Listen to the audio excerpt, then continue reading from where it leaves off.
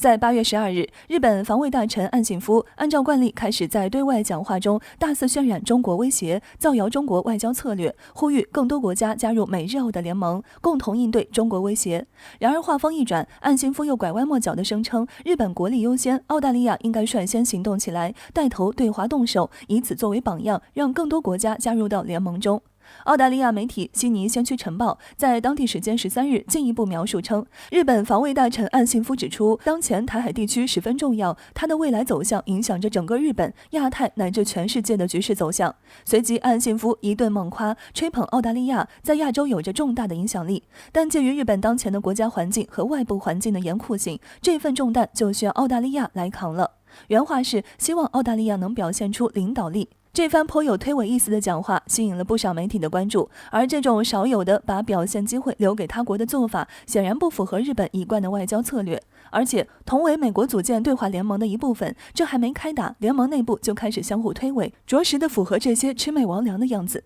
实际上，面对日本给澳大利亚出的这道送命题，澳大利亚确实就变得十分尴尬。不拒绝呢，真让澳大利亚去动手，却又有点难为他了。本身就没什么能拿得出手的东西，距离也远，损耗大不说，效果还差。但是直接拒绝呢，又直接得罪了美国，自己之前辛苦付出了那么多，可就全浪费了。之前为了美国在中澳贸易领域绞尽脑汁，想要弄个大新闻，结果自己在华外贸市场份额却反而被美国和西方给吃光了，这以至于澳大利亚国内产生了不小反感。有观察人士指出，美国带着一大帮盟友，虽然声势浩大，但却内部空虚，原本就是各怀鬼胎，基于美国压力和种族傲慢，这才不愿意看到中国强大。但如今美国国内现状混乱，对外影响力大幅削弱，疫情和通货膨胀重创美国。这种情况下，美国组建的对华联盟内部出问题，基本是板上钉钉的事情，就看什么时候最后一根稻草让其整体崩盘。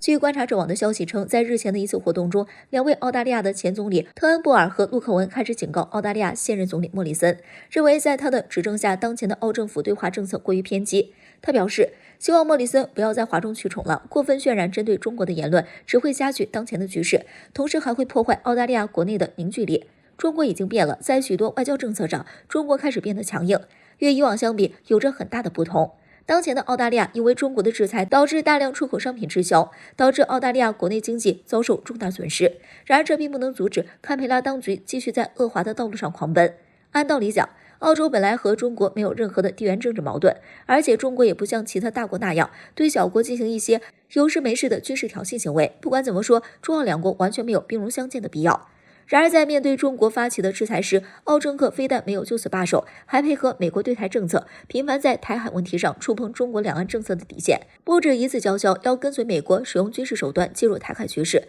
让澳大利亚成为了外界眼中最有可能追随美国军事介入台海局势的国家。原本并未加入中国导弹瞄准镜的澳洲，却因沉迷于巴结美国成为了一个固定靶。就像著名的国家关系专家金灿荣所说的那般，澳洲已在解放军导弹射程内，完全是因为澳大利亚主动招惹中国将导弹瞄准它。长期以来，澳大利亚政府一直认为中国是在粗暴干涉澳大利亚的内政问题，但中方所做的仅仅是要求澳大利亚停止对中国的内政问题的指手画脚。当下虽然多位前总理警告莫里森，但这是想唱戏给谁看？说是中国变了，但实际上这是把责任推到中国身上。中国是在变，不仅是实力变得强大，而且变得更加具有大国风范。但是与此同时，在对付敌人方面，正如澳洲两位前总理所说的那样，中国变得更加强硬。事实上，中国之所以会越来越强硬，就是澳洲这些恶华国家所逼出来的。中国想和世界各国交朋友不假，但并不意味着中国会纵容这些国家损害中国的利益。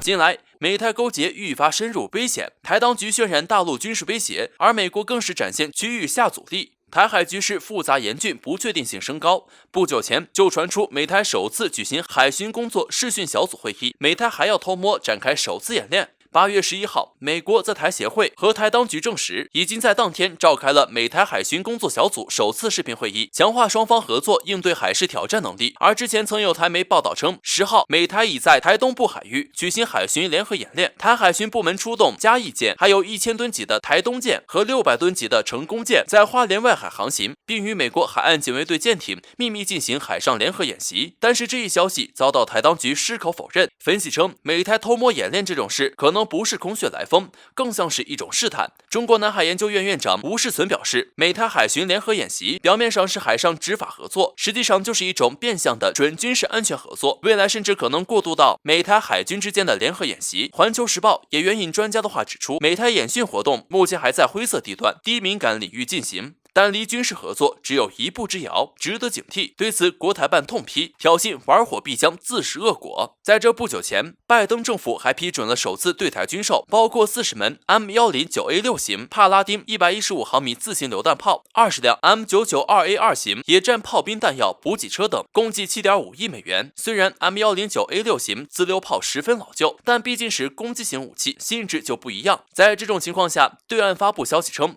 解放军在当天派遣6架军机逼近，其中有4架被誉为对台主力战机歼16战机，看来还得进一步加强对台监视。同时，解放军对台一线部队第73集团军更是夜以继日的展开多场实战化的多科目全方面演习。在这种情况下，西方媒体嗅到不寻常的味道，暗示台海冲突时间点，中国可能走上和俄罗斯一样的路。近日，美国有线电视新闻网的政治分析主持人埃弗隆表态，俄罗斯在2014年索契冬奥会之后不久就进攻了克里米亚，所以在2022年冬奥会之前不会发生事情。此前，美国海军战争学院教授金兰尔也曾表达过相同观点，认为2022年北京冬奥结束之后，台海可能会发生冲突。事实上，谁也不能决定我们出不出手、何时出手、怎样出手。如果他们继续挑衅、铤而走险，我们有权利采取一切必要措施应对，而分裂祖国的势力只有死路一条。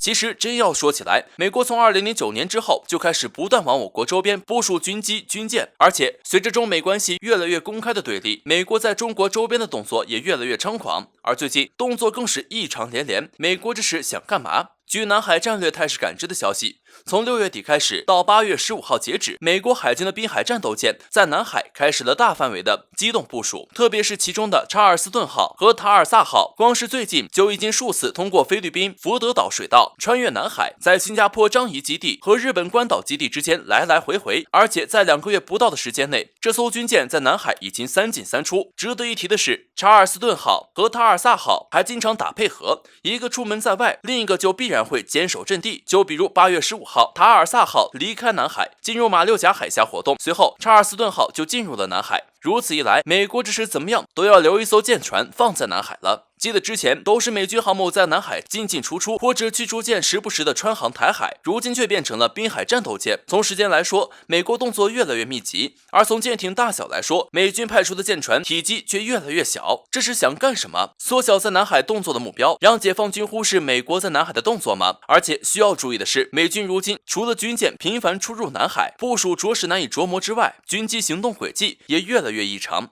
例如，美国军机在中国周边海域进行侦察行动时，加大了篡改信号或者关闭信号的频率，并且增加了夜间侦察的次数。不管是侦察解放军军演，还是其他任何一天，突然就在凌晨进入中国。另外，在侦察时，美军机更加经常性的在某一个区域范围内不断的进行来来回回的反反复复的侦察。美军滨海战斗舰频繁出没南海，军机的行动轨迹也如此异常。美国这是在全力备战吗？要知道，从军机的动作上就能看出，美国这情报网已经全面行动了，如同之前一样的草草浏览，已经没有办法满足美国对于情报的需求。而情报是要干什么？是要探查解放军的真实实力，也要探查解放军战备的实力。这都将决定美国下一步对待中国的态度究竟是什么。南海频繁出没的滨海战斗舰小巧玲珑，不引人注目，能够更方便的进行军事部署、练兵，甚至是进行某种信息交流。其实早前南海战略态势感知就有过这样的分析，美国在南海练兵是为了某一天开战做准备，而如今这个意图更加明显了，也越来越强烈。而且随着霸权不断的流失，在世界上名声越来越不好，美国难保不会试图用战争手段来恢复在国际上的地位。所以对此，中国必须高度警惕。